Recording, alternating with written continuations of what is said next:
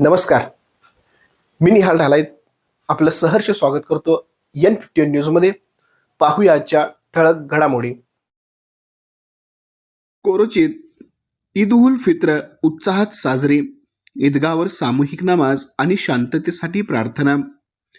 कोरोची येथे मुस्लिम बांधवांचा पवित्र सण ईद उल फित्र अत्यंत उत्साहात, आनंदात आणि शांततामय वातावरणात साजरा करण्यात आला. यावेळी कोरोचीच्या ईदगाह मैदानावर मुस्लिम बांधवांनी एकत्र येत नमाज पठण केले आणि देशात सुख शांती नांदो अशी सामूहिक प्रार्थना दुआ करण्यात आले.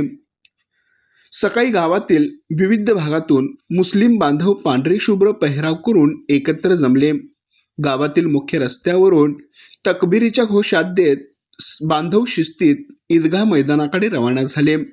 यामुळे संपूर्ण कोरोची परिसरात भक्तिमय आणि उत्साहाचे वातावरण निर्माण झाले होते. कोरोची येथील पाण्याच्या टाकीजवळ असलेल्या ईदगाह मैदानावर नमाजचा मुख्य सोहळा पार पडला.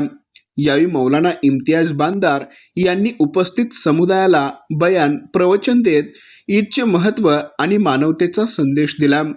त्यानंतर मौलाना मोहसिन मुल्ला यांनी नमाज पठण केले आणि विशेष दुआ मागितली. या प्रार्थनेमध्ये प्रामुख्याने बळीराजाचे सुख, देशातील शेतकऱ्याला सुगीचे दिवस येवोत, गरिबांना कल्याण, समाजातील गोरगरीब जनतेचे प्रश्न सुटावेत, राष्ट्रीय एकता, संपूर्ण देशात सुख शांती आणि समृद्धी लाभो, तसेच विविध जाती धर्माच्या लोकांमध्ये एकमेकाबद्दल प्रेम व बंधुभाव वाढो. नमाज संपन्न झाल्यानंतर सर्व बांधवांनी एकमेकांची गळाभेट घेऊन ईद मुबारक म्हणत शुभेच्छा दिल्या. लहानापासून थोरापर्यंत सर्वांच्या चेहऱ्यावर सणाचा आनंद ओसांडून वाहत होता.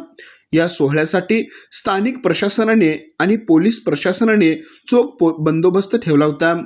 तसेच गावातील विविध स्तरातील नागरिकांनी मुस्लिम बांधवांना ईदच्या शुभेच्छा देऊन सामाजिक सलोख्याचे दर्शन घडवले. आमच्या प्रतिनिधीसह पाहत रहा N51 न्यूज.